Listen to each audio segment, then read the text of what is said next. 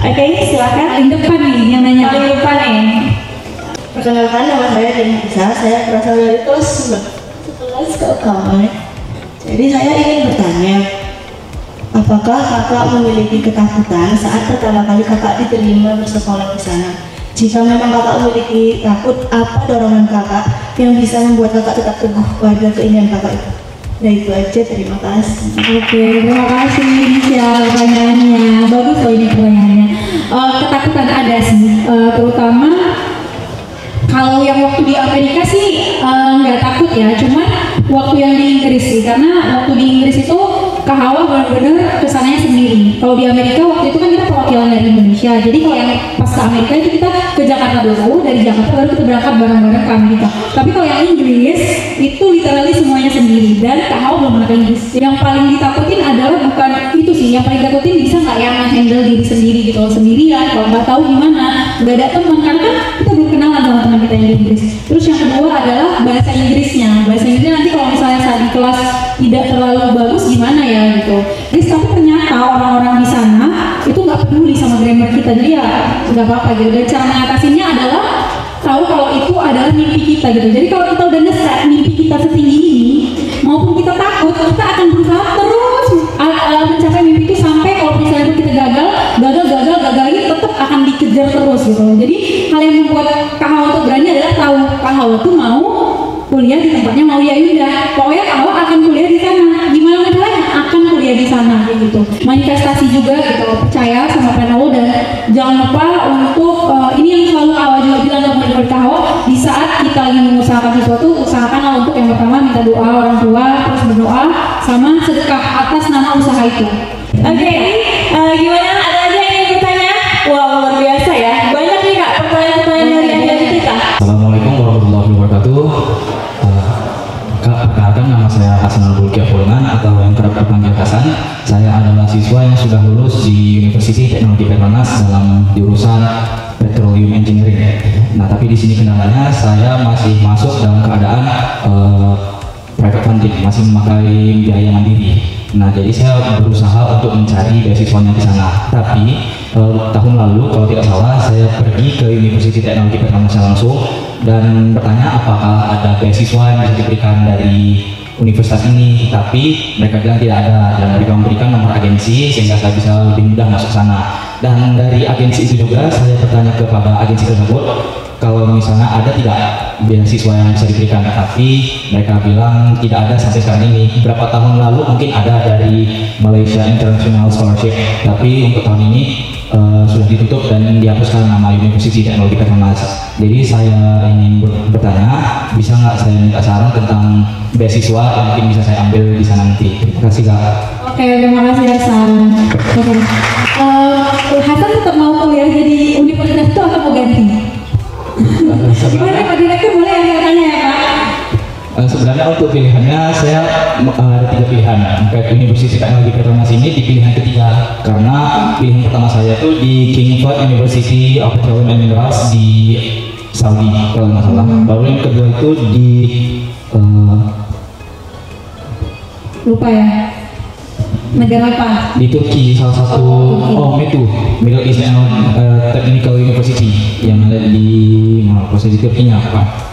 Itu, tapi saya menyadari kalau misalnya saya tuh masih kurang kompeten dalam mencapai itu. Dan juga untuk METU sendiri itu dia cuma menerima 10 international student tiap tahunnya untuk jurusan saya. Di King Fahd University ini juga dia membutuhkan IELTS 7,5, di mana saat ini sekarang saya mendapatkan IELTS 7, jadi itu masih kurang. Dan juga dia menggunakan untuk international student dia menggunakan SAT track, sedangkan di sekolah ini tidak menggunakan itu. Cambridge ya? Iya, Cambridge. Oh, oke, Cambridge IB berarti UK itu bisa. Cambridge salah. Oke. Nah, kalau saran saya kalau mau tetap kuliah di Petronas itu adalah biasanya mereka akan ngasih beasiswa tapi setelah kamu kuliah. Jadi kalau misalnya nilai kamu bagus, itu pasti setiap universitas di luar negeri itu ada namanya merit scholarship. Tapi itu hanya potongan. Biasanya potongannya 500, misalnya SGD $500 atau $5.000. Jadi berupa potongan atau uang yang dibayarnya itu kalau di Malaysia per tahun kan, annual atau per semester. Per semester. Nah yang biasanya dipotongkan untuk per semester gitu. Nah itu kalau mau lanjut di sana, karena kan udah ada LOE kan, sayang juga apalagi Petronas tuh bagus untuk petroleum engineeringnya. Tapi ini ada opsi lain, boleh Pak dikasih? Boleh ya Pak, opsi lain kalau mau beasiswa yang benar-benar full. Beasiswa full itu maksud saya adalah nggak hanya biaya kuliah yang gratis, tapi biaya hidup dibayar. Itu yang pertama untuk S1 ada Turkiya. Terus kalau kamu mau petroleum engineering yang bagus itu juga ada di Jerman. Jerman itu bagus banget engineeringnya. Belanda juga bagus petroleumnya. Karena kan dulu pertama kali yang menemukan kilang minyak kita juga orang Belanda waktu itu. Di mana? Ada tahu nggak? Brandan, Pulau Brandan. Itu pertama yang menemukan adalah orang Belanda waktu itu. Barulah dibikin dulu namanya yang sekarang menjadi Shell.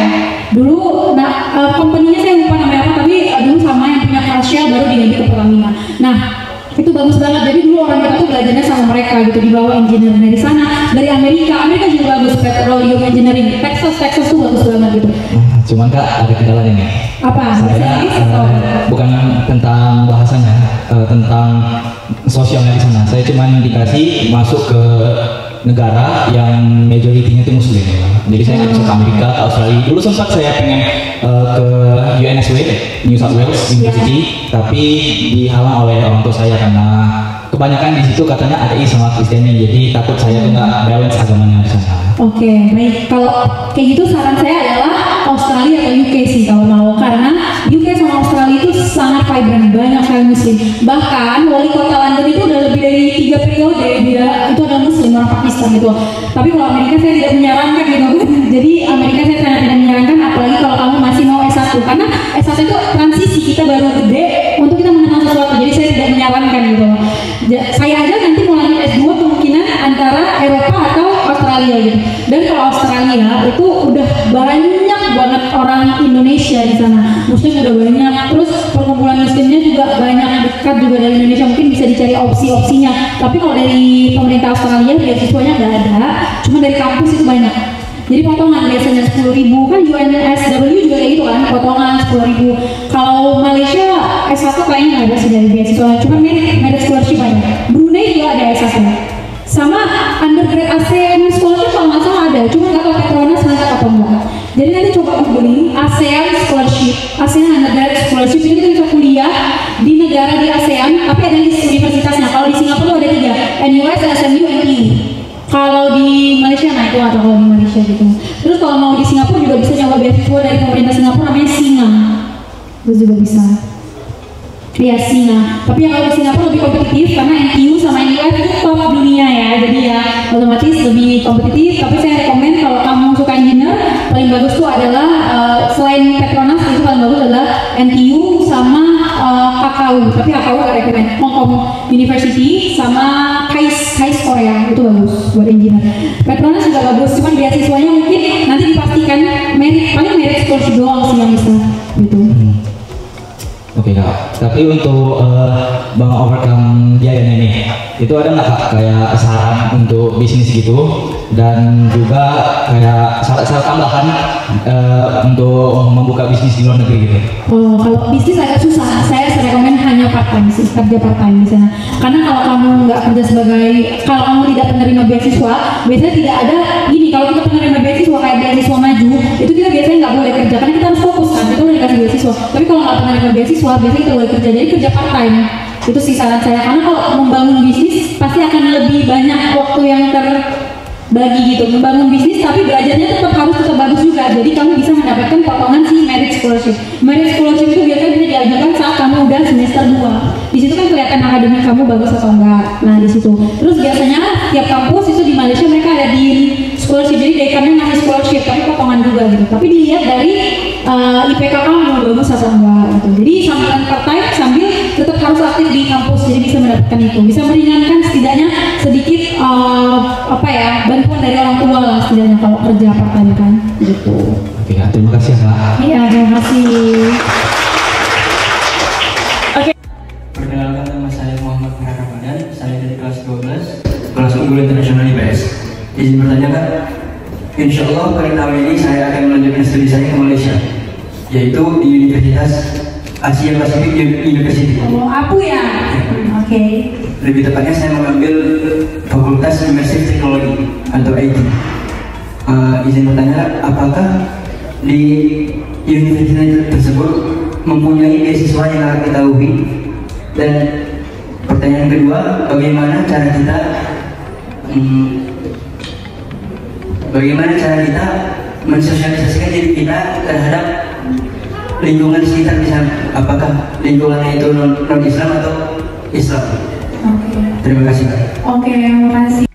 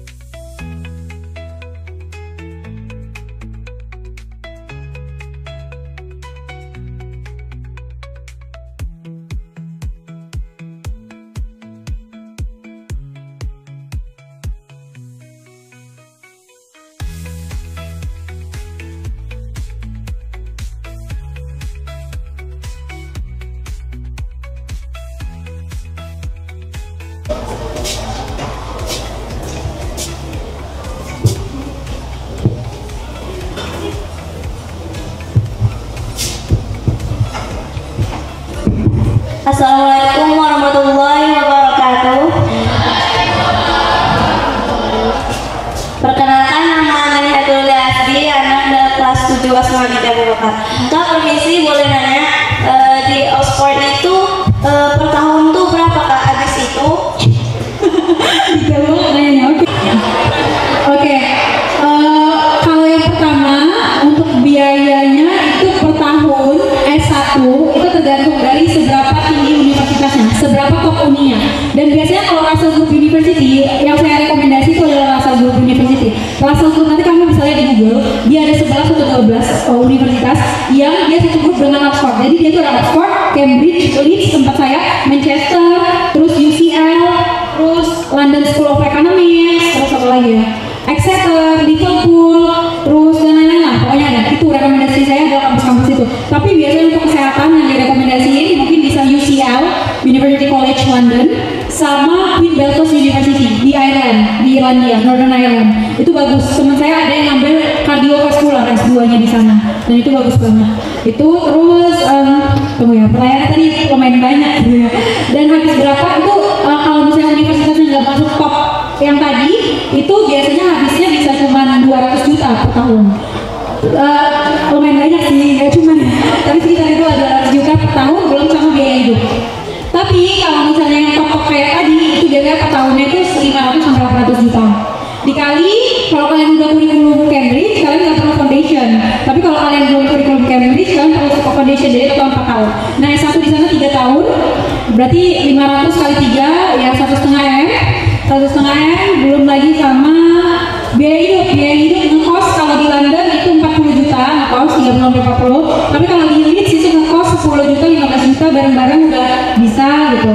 Terus biaya makan dan lain-lain mungkin sekitar 50 juta lah per bulan. Jadi dikalikan, mahal kan? Makanya beasiswa guys. Assalamualaikum warahmatullahi wabarakatuh. Ya, waalaikumsalam warahmatullahi wabarakatuh. Perkenalkan, nama saya Tala Maira dari kelas 10 KU Internasional. Nikah kami kan udah lihat tadi kakak bisa mengikuti acara-acara besar, acara-acara internasional, dan kakak bisa ngomong di depan banyak ribuan orang. Bagaimana sih Kak? Kakak bisa membangun kepercayaan diri kakak dapat berbicara di depan banyak orang. Apalagi kan kakak ngomongnya di depan orang-orang penting, kayak menteri dan CEO. Dan satu lagi, apa tantangan terbesar kakak yang pernah kakak hadapi selama kuliah di luar negeri, dan bagaimana cara kakak menghadapi masalah tersebut? Terima kasih Kak. Oke, terima kasih. Yang pertama itu mungkin cara untuk percaya diri adalah latihan di depan kaca, sering latihan di depan kaca waktu ngomong. Terus yang kedua adalah percaya diri aja, karena kalau kita nggak percaya diri, kita bakalan banyak ketinggalan opportunities atau kesempatan gitu. Terus yang kedua, tantangan terbesar saat kuliah di luar negeri adalah untuk ini sih, mungkin apa ya, tantangannya pembiayaan kadang gitu kan, karena kan kita kadang dibatasin kalau dapat beasiswa itu di pembiayaan karena kos di luar negeri itu tinggi banget dan adaptasi untuk belajar, tapi nggak sesusah itu kok, cuma awal-awal aja. Itu aja sih. Semoga menjawab ya. Oke, next langsung ya, yang Nomor 2 ya, Baris Firman. Yes. langsung dari banget sama Kak Hawa. Assalamualaikum warahmatullahi wabarakatuh. Perkenalkan, nama saya Raisya Salsabila Batugara. Izin Kak mau bertanya, hal apa aja yang pernah membuat Kakak patah semangat untuk belajar, dan hal apa yang bisa membalikan rasa semangat dalam belajar? Terima kasih Kak. Oke, terima kasih. Hal yang membuat agak patah semangat adalah saat belum kelihatan hasilnya, apalagi saat mencoba itu gagal gitu kan. Waktu yang awal-awal itu yang mau ke UK gagal sekali, mau ke UK lagi gagal 2 kali, yang ketiga kali tinggal berangkat udah packing koper gagal juga. Itu sih yang sempat membuat jadinya aduh kok gagal terus ya. Tapi cara biar kembali lagi semangat adalah ingat kalau misalnya itu kita udah nge-start dari dulu, itu adalah mimpi yang kita ingin impikan gitu loh dari dulu. Sayang banget rasanya kalau udah setengah jalan ngulangin lagi dari awal. Setidaknya kalaupun kita gagal itu kita lihat sebagai experience. See failure as experience. Setidaknya kalau kita gagal, kita nggak gagal dari nol daripada kita nggak mencoba. Karena pada akhirnya mimpi itu nggak akan pernah mati gitu. Mimpi itu kalau kita tidak gapai sekarang, itu akan muncul lagi dalam rasa penyesalan saat kita udah tua nanti gitu. Dan saya tidak mau menyesal karena saya tidak mencoba. Kalau saya gagal tapi saya mencoba, setidaknya saya udah mencoba. Tapi kalau gagal karena tidak mencoba, itu akan bentuk penyesalan gitu. Jadi semoga membantu ya jawabannya. Oke, mungkin ini Kak ada pertanyaan spesial ya dari Bapak Direktur kita ya. Silakan Kak. Bismillahirrahmanirrahim. Assalamualaikum warahmatullahi wabarakatuh. Yang pertama ini menarik ya. Kalau saya lihat dari intuisi keilmuan, saya lihat bisnis sosial ini sangat luar biasa kalau saya lihat. Dan memang tidak semua orang mau masuk ke zona terdiferensiasi dengan hal-hal yang baru. Saya lihat ini kakak ini sangat luar biasa. Yang kedua, mungkin kakak bisa pesankan sama anak-anak kita, ya kalau mau seperti Kak Hawa, MA-nya di Al-Azhar. Jangan di luar, kalau di luar nanti gak jadi. Oke. Yang ketiga mungkin saya menarik dan mungkin akan sangat menantang ya. Tapi saya sedikit sedikit iri dengan kondisi grup-grup kita juga yang ada di Jawa. Kita bergrup dengan Tursina Jawa, kita bergrup dengan Mas Buki di Jawa. Informasi itu lebih cepat mereka dapat seperti kakak sampaikan tadi. Kami Kak Hawa ini ada 26 grup melakukan tamasya tausiah Madrasah Aliyah Al-Azhar di daerah pinggiran. Ada di STM Hulu, ada di Namurambi, ada yang di Aceh dan lain sebagainya. Itu dilakukan di tempat-tempat minoritas. Kalau itu biasa menurut saya. Tapi di grup tetangga sebelah, grup saya itu, saya sedikit kesulitan mengakses. Mereka sudah safarinya ke Jepang, ke Nigeria. Jadi lebih maju satu langkah, dan saya berharap hal yang positif pasti sangat kepingin membawa anak-anak ini semua ke zona the next level, kan gitu ya, supaya mereka tidak merasa bahwasannya dunia ini hanya ada di Indonesia. Jadi mungkin yang menjadi hambatan dalam analisa SWOT kita yaitu adalah konektivitas jejaring tersebut. Terkadang kalau orang muslim ini ditanya nggak mau jawab deh. Atau daerah Medan Pak, daerah Medan ini kadang kalau dia belum istilahnya takut gitu loh Pak, daripada walaupun dia nggak mencoba, tapi orang lain nggak tahu gitu kan Pak. Ya, artinya kalau kita tanya misalnya kalau sama teman kita gimana sih aksesnya bisa ke sana gitu. Mereka kadang tidak open ya, tidak open dan beranggapan kalau muslim seperti itu saya lihat. Maka kakak sampaikan tadi di awal, maka saya bertanya ini karena memang saya lihat komitmen dirinya itu, sharingnya itu tinggi. Nah, maka kalau kita tanya, contoh kita ada MOU dengan IPC. IPC itu adalah salah satu lembaga internasional yang bisa membuat anak-anak ikut kompetisi di luar. Kita sudah lalui. Kemudian selanjutnya kita ada MOU misalnya dengan kampus yang ada di Indonesia dan di luar. Tapi untuk melihat sesuatu hal yang sangat spesifik, kalau kuliah biasa, tapi kalau kita safari Ramadan di daerah-daerah negara-negara yang ada di belahan dunia ini, itu belum dapat kita di mana mereka bisa mengakses tersebut. Contoh, ini hari ada teman-teman kita yang berangkat ke Amerika Serikat. ada yang berangkat ke Jepang, ada yang berangkat ke Nigeria. Jadi ketika kita akses ke sana, ya mungkin mereka selalu menyatakan ya ini adalah inisiatif gitu.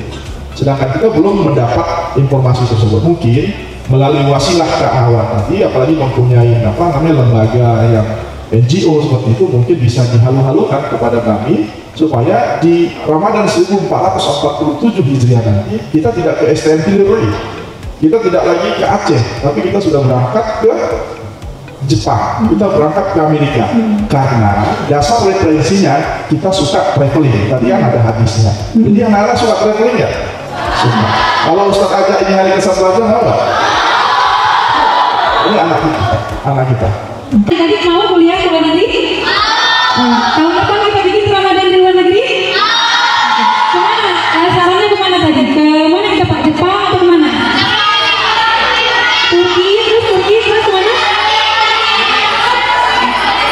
Kemana? Turki, Korea terus? Inggris. Oke,